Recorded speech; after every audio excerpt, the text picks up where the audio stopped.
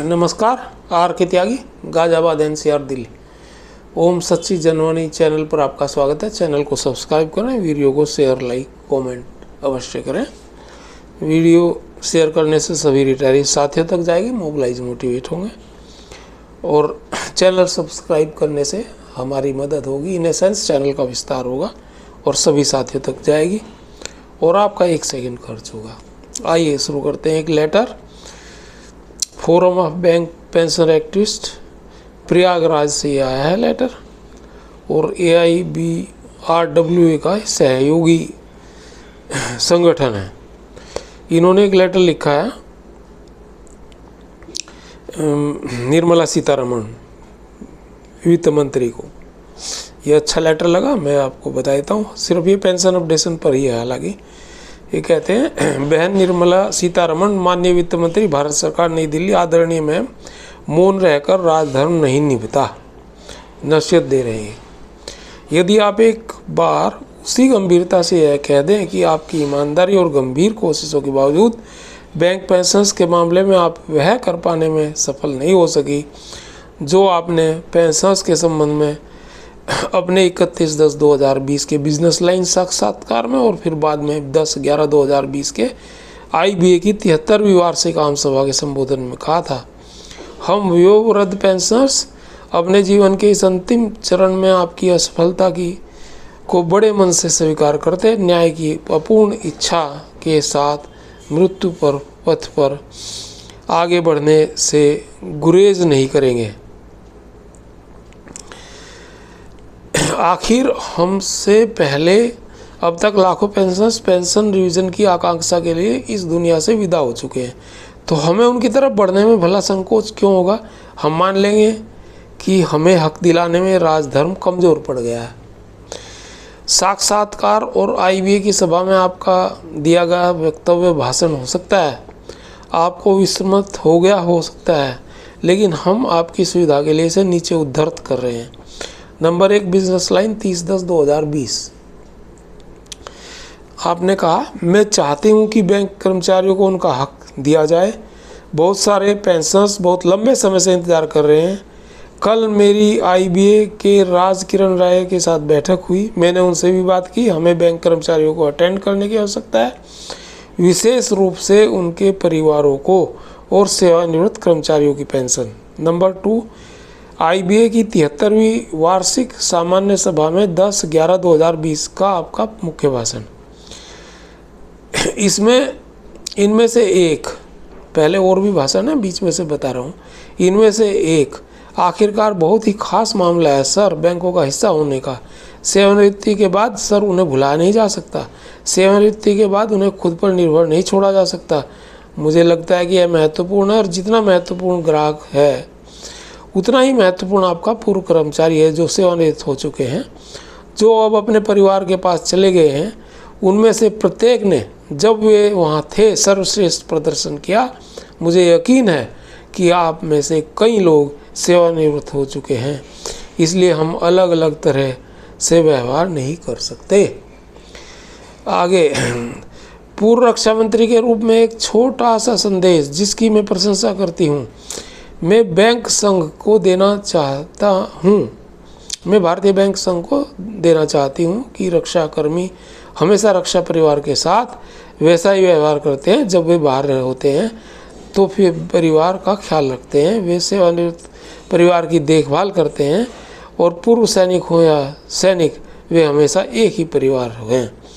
इसी तरह से मैं बैंकों में भी यह संस्कृति देखना चाहती हूँ ताकि सभी बैंक कर्मचारी और उनके परिवार एक हों, और चाहे वे सेवा में हों या सेवानिवृत्त हों, आपको उनके लिए बात करनी होगी और उनकी देखभाल करनी होगी। मैम, क्या आप जानती हैं कि बैंकों के कार्यपालकों ने आपके अनुनय विनय को क्यों नहीं सुना? आपने उन्हें सर कहकर संबोधित किया, जिसे हल्के में लेते हुए उन्होंने आपकी बातों को एक कान से सुना और दूसरे से निकाल दिया। रामायण में उल्लेख आता है भगवान श्री राम के सागर से अनुनय विनय का, और भगवान श्री राम ने 3 दिन तक सागर से विनय किया, लेकिन सागर ने नहीं सुना। और उस उल्लेख है, तब भगवान श्री राम कुपित होकर बोले कि विनय न मानत जलधि जड़ गए 3 दिन बीती, बोले राम सकोपी तब, बिनु भय होए न प्रीति। निष्क्रिय और मौन रहना धर्म नहीं है। आप सोचिए, भगवान श्री राम को अंततः बल प्रयोग की बात सोचनी पड़ी। आपके कदम उठाए लगभग 4 साल होने वाले हैं और बैंक प्रबंधन कुछ भी करने को तैयार नहीं है। ऐसी स्थिति में आपको क्या करना चाहिए और कितने दिन सब्र करेंगी? एक निश्चित सीमा के बाद धैर्य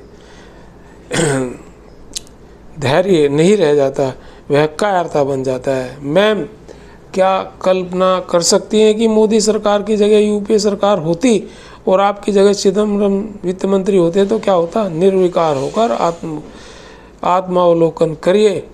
चिदम्बरम तो यदि पेंशन रिवीजन करना होता तो वे न कुछ साक्षात्कार में कहते और न अपने संबोधन में सर कहकर सर कार्यपालकों को सिर पर बैठाते कोई उपदेश देते। वे केवल अपने किसी विश्वसनीय मातहत से बैंक कार्यपालकों को कहलवा देते थे कि पेंशन रिवीजन करो, और पेंशन रिवीजन हो गया होता। बैंकों के यही कार्यपालक जो आपको अनसुना कर रहे हैं, 2008 से 12 के दौर में चिदम्बरम के इशारों पर फोन बैंकिंग से तत्काल सरकार के चहेतों को बैंकों को लुटा दिया था। वही कार्यपालक पेंशनर्स के हक में के मामले में आपके अनुनय विनय को पिछले लगभग 4 सालों से अनसुना कर रहे हैं, और आपका अनुनय विनय सेनोटैफ बनकर पुरातात्विक अवशेष बन चुका है। ऐतिहासिक दौर पर 2 बातें किसी सरकार के इतिहास में नहीं दिखती। पहली बात, किसी वित्त मंत्री ने किसी संवर्ग को लेकर इस तरह न तो कभी साक्षात्कार दिया और न ही बैंक के कार्यपालकों को सर कहकर संबोधित किया, न उन्होंने और विनय किया जैसा आपने किया। और दूसरी बात, किसी वित्त मंत्री ने इस तरह किसी काम के लिए कभी किसी मातहत से अनुनय विनय नहीं किया जैसा आपने किया। पूर्व वित्त मंत्रियों के इशारे पर तो कार्यपालकों को नाचते देखा गया है, लेकिन आज वही कार्यपालक आपको अर्थात भारत सरकार के वित्त मंत्री को घुमा रहे हैं।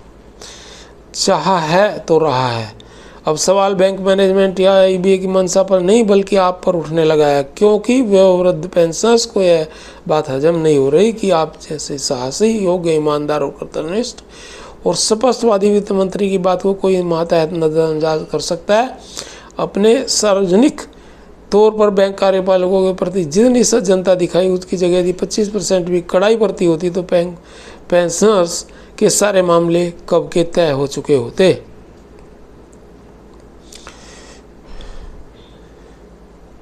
साफ तौर पर आपके स्तर पर बढ़ती गई सज्जनता वर्तमान स्थिति का कारण, और बैंक मैनेजमेंट और आईबीए दोनों कुछ यूनियनों के साथ मिलकर आपके और आपकी सरकार के खिलाफ बैंकिंग समुदाय में आक्रोश भर रहे हैं। यह इंडी अलायंस का विस्तारित एजेंडा है कि वयोवृद्ध सेवा निवृत्तियों, वरिष्ठ नागरिकों को पेंशन, स्वास्थ्य सुरक्षा और सामाजिक सुरक्षा के नाम पर भड़काया जाए। बड़ी बैंक यूनियनों का इंडी अलायंस से गठजोड़ किससे छिपा नहीं है। पहले चुनाव में से खुलकर इंडिया अलायंस को समर्थन दे चुके हैं। अकेले वित्तीय क्षेत्र में 20 लाख लोग इस श्रेणी में हैं, जिनमें सरकार के खिलाफ असंतोष सरल शब्दों में कहे तो विष भरा जा रहा है। हम उम्मीद करते हैं कि आप बैंक पेंशनर्स के साथ हो रहे अन्याय, जिससे आप भली भांति परिचित हैं, को गंभीरता से लेते और उसे दूर करने का निर्णायक कदम उठाएंगी। आरबीआई लाइन पर पेंशन रिवीजन और बैंक पेंशन सुधार, पेंशनर्स का अनुबंधात्मक हक जो 38 वर्षों से लंबित है, एक्स ग्रेशिया राशि पर अप्रैल 2024 में पुनर्विचार और पुनर्निर्धारण पेंशनर्स का अनुबंधात्मक हक है, और बैंकों की तरफ से स्वास्थ्य बीमा कल्याण निधि, जिसे भारत सरकार ने खंडेलवाल कमेटी रिपोर्ट की संस्तुति पर आवंटित की है, से मिलना उनका हक है। मोदी सरकार और उनके वित्त मंत्री होते इन हकों की बैंक अनदेखी कर सकती है। आप इस पर मौन कैसे रह सकती हैं मैडम? तो ये था वो पत्र जिसकी मैं चर्चा करी है आपके सम्मुख, लेकिन इसमें पत्र में कुछ ऐसी चीज़ें नहीं है, जैसे स्पेशल अलाउंस का मुद्दा नहीं है, क्योंकि वो सीनियर एक्टिविस्ट पसंद नहीं करते स्पेशल अलाउंस के ऊपर बात करना। Special allowance anomaly gratuity recalculation जो सुप्रीम कोर्ट में चल रहा है, हाई कोर्ट में दिल्ली में भी चल रहा है, हमारा भी मुद्दा है वो। और कॉम्यूटेशन का एक्ट भी भिन्न हाई कोर्ट्स में है, कई सारे हाई कोर्ट्स के उस पर रिकवरी के डिसीजन आ गए और उसमें इंटरेस्ट भी नहीं, ये हमसे ज़्यादा काट रहे हैं। 9 साल 8-10 महीने में वो ख़त्म हो रहा है, जो कि 15 साल में इन्हें काटना चाहिए था बिना इंटरेस्ट के। वो बैंक ऑफ बड़ौदा, मैंने RTI में बताया कि उसमें इंटरेस्ट फैक्टर नहीं है, और दूसरी जगह भी ये चीज़ें जाहिर हो चुकी हैं। तो वो है unmarried daughters, divorce daughters, widowed daughters का इशू है, उनको फुल पेंशन मिलनी चाहिए जैसे गवर्नमेंट सेक्टर में। सुप्रीम कोर्ट के उसमें डिसीजंस हैं, ग्रेजुएटी रिकैलकुलेशन है, और दूसरे तमाम मुद्दे जो हमारे हैं वो सारे हल होने चाहिए। और अब एक नया मुद्दा आने जा रहा है, उस पर भी हम केस लगाएंगे। ये जो 65, 70, 75, 85, 95, 90 और 100 साल में हर 5-5% पेंशन एडिशनल सेंट्रल गवर्नमेंट ने बढ़ाई है उन लोगों के लिए, वो भी मुद्दा एक बनेगा। धन्यवाद साथियों। भारत माता की जय, वंदे मातरम। मेरा फ़ोन नंबर 8588898205। आप मुझे कॉल करके भी बात कर सकते हैं, और कोई सहयोग देना चाहे तो दे सकते हैं। धन्यवाद साथियों। नमन। ओम नमः शिवाय।